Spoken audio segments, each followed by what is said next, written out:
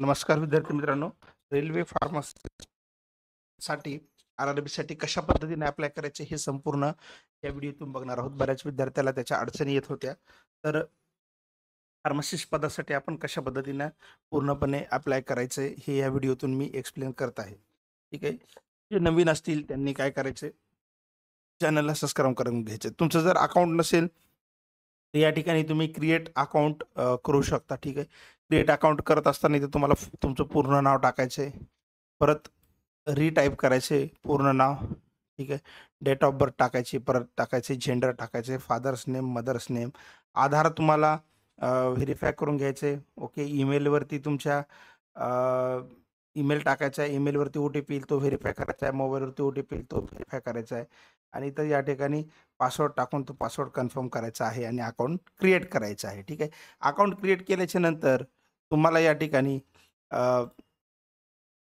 Already have account असा एक option दिसत आहे. म्हणजे अकाउंट आहे. तुम्हाला काय करायचं, फक्त इथं लॉग इन करून घ्यायचं. आता मी एक इथं अकाउंट बनवलेलं आहे. त्यानुसार हे एका स्टुडंटचं हे अकाउंट आहे. त्यानुसार हे तुम्ही लॉग इन करायचं. लॉग इन केल्याच्या नंतर या ठिकाणी तुम्हाला जनरल इन्स्ट्रक्शन हा एक पॉईंट येतोय.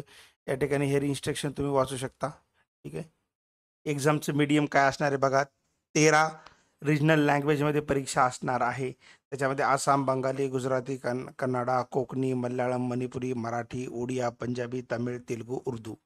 ओके. आणि हिंदी, इंग्लिश हे तर असणारच आहेत. तर अशा सगळ्या भाषेतून असणार आहे कम्प्युटर बेस्ड टेस्ट तुमची. तर या ठिकाणी तुम्हाला ऑनलाईन अप्लाय करण्यासाठी इथं ऑनलाईन अप्लाय असा एक ऑप्शन आहे. त्या ठिकाणी काय करायचं, क्लिक करायचं. क्लिक केल्याच्या नंतर ज्या पोस्टला तुम्हाला अप्लाय करायचं आहे ते ज्युनियर इंजिनियरची आहे, इथं पॅरामेडिकलची आपली. तर या ठिकाणी काय करायचं आहे, आपल्याला कोणीही डिवाइड केलेलं नाही ह्याच्या आधी आर-आर-बी ना, असं इथं आपण डिक्लेरेशन देत आहोत आणि नेक्स्ट करत आहोत. नेक्स्ट केल्याच्या नंतर बघा इथं तुमची कंट्री टाकायची आहे, डेट ऑफ बर्थ. ठीक आहे. हे जे वेगवेगळे पॉईंट आहेत, एज तुमचं किती येईल, फुल नेम टाकायचे, father's name, mother's name, gender, email I D, mobile number. Okay. Marriages status टाकायचे, रिलिजन, मदर टंग. तर ही सगळी माहिती काय करायची, भरून घ्यायची आहे. ऑड अशी काहीच माहिती नाही आहे. कॉमन सगळ्या ठिकाणी भरतो. कम्युनिटी या ठिकाणी तुम्ही SC, ST, OBC, EWS काय आहे ते करायचं आहे. हा कॅन्डिडेट अनरिझर्व आहे म्हणून मी अनरिझर्व करत आहे. ठीक आहे. त्यानंतर युनियन टेरिटरी तुमचे काय आहे, महाराष्ट्र आहे तर महाराष्ट्र सिलेक्ट करा. डिस्ट्रिक्ट कोणतं आहे, परभणी तर परभणी. तर ह्या सगळं काही विलेज, तुमचं गाव प्रॉपर सगळे डिटेल करून तुम्हाला काय करायचं आहे, नेक्स्ट करायचं आहे. नंतर अदर डिटेल आहेत. तुम्ही एक सर्व्हिसमॅन असाल तर यस, आर यू एक्स, तुम्ही स्वतः एक सर्व्हिसमॅन आहात का, असाल तर यस करा, नसेल तर नो करायचं. ठीक आहे. देन डिसेबिलिटी काय आहे का ते करायचं आहे. EWS.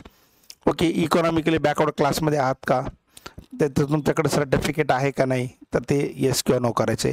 डिटेल्स, तुम्ही details of serving railway applicant, रेल्वेमध्ये तुम्ही ऑलरेडी सर्व्हिसमध्ये आहात का, तर त्याचं येस किंवा नो करायचं असेल तर. त्याच्यानंतर अकाउंट होल्डर, जे काय तुमचं बँक डिटेल आहे रिफंड फीस येण्यासाठी. ठीक आहे. तर बँक डिटेल तुम्हाला इथे टाकायचं. सगळं बँक डिटेल या ठिकाणी डिटेल तुम्हाला काय करायचं, टाकायच्या नंतर टाकून नेक्स्ट करायचं आहे. आता या ठिकाणी तुमचे एज्युकेशन क्वालिफिकेशनचे सगळ्या माहिती द्यायची आहे. मॅट्रिक्युलेशनचं तुम्ही देऊ शकता. हे देण्यासाठी या ठिकाणी क्वालिफिकेशन असं कॉलम आहे. या ठिकाणी जाऊन तुम्ही ॲड करू शकता. ठीक आहे. हे तुम्ही 1 बाय 1 ॲड केले, म्हणजे मॅट्रिक्युलेशन ॲड केलं की मॅट्रिकची माहिती भरायची. ठीक आहे. म्हणजे उदाहरणार्थ बघा 10वी + 12वी मला ॲड करायचं आहे, तर मी क्लिक केल्यावर इथं माहिती येते. डिसिप्लिन कोणती होती, सायन्स होती. स्टेट कोणतं होतं तुमचं, जे स्टेट असेल ते स्टेट सिलेक्ट करा. डिस्ट्रिक्ट कोणतं होतं ते डिस्ट्रिक्ट सिलेक्ट करा. बोर्ड तुमचा कोणता होता, Maharashtra state board. Date of passing काय होते ते सिलेक्ट करायचं आहे. आणि त्या ठिकाणी जर शेवटी ॲड असं ऑप्शन त्याला ॲड करायचं. जे काही तुमचं क्वालिफिकेशन म्हणजे 10वी 12वी आणि तुमचं डिग्री किंवा डिप्लोमा फार्मसी झाले असेल तर ते, त्याची सगळी माहिती काय करायचं एकंदरीत या ठिकाणी भरायची आहे. नंतर या ठिकाणी दिले nature of work, nature of experience. इथं काहीच नाही आहे. आपला एक्सपिरियन्स फार्मासिस्टला नाही आहे इथं. ठीक आहे. आपल्याला विदाऊट एक्सपिरियन्स अप्लाय करता येतो. बाकीच्यांसाठी इथं एक्सपिरियन्स दिला म्हणून इथं काहीच करायचं नाही आपण. ठीक आहे. सरळ इथं काय करायचं, नेक्स्ट करायचं. नेक्स्ट केल्याच्या नंतर या ठिकाणी तुम्हाला फोटो अपलोड करायचे. लक्षात घ्या, फोटो अपलोड करत असताना या ठिकाणी जे साईज दिलेली, हाईट दिलेली 320 पिक्सल आणि 240 पिक्सल ह्याच फॉर्मॅटमध्ये करायचं आहे. आणि त्याची जी साईज आहे 300 KB ते 30 KB ते 70 KBच्या दरम्यानच ठेवायची, नाही तर ते अपलोड होणार नाही. सेम सिग्नेचरसाठीच आहे. ठीक आहे.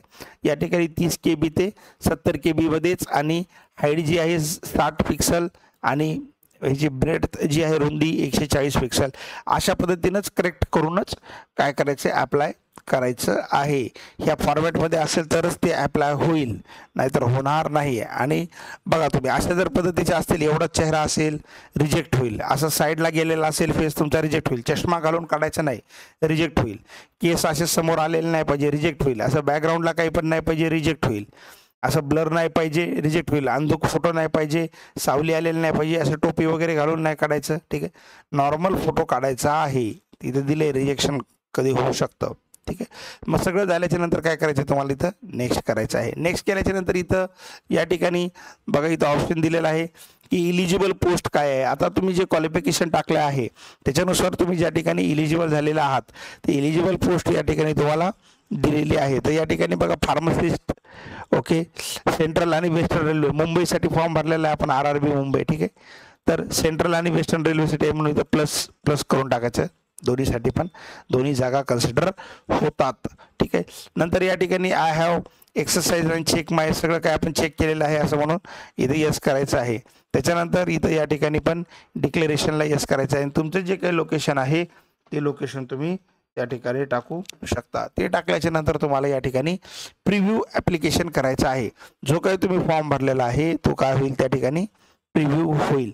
आणि इथं खाली I have recheck above details and सगळं चेक करून घ्यायचं तुम्ही जे काही भरलेलं आहे. ठीक आहे, जी काही इन्फॉर्मेशन दिलेली आहे ती सगळी करेक्ट आहे का रीचेक करायची आणि या ठिकाणी फॉर्मला काय करायचं सबमिट करायचं आहे. ठीक आहे, ठीक आहे, सबमिट झालेला आहे अशा पद्धतीनं फॉर्म. आता हे सगळा फॉर्म सबमिट झाल्याच्या नंतर इथं पेमेंट ऑप्शन आलेला आहे. ठीक आहे, 500 रुपये असा पेमेंट ऑप्शन आलेला आहे.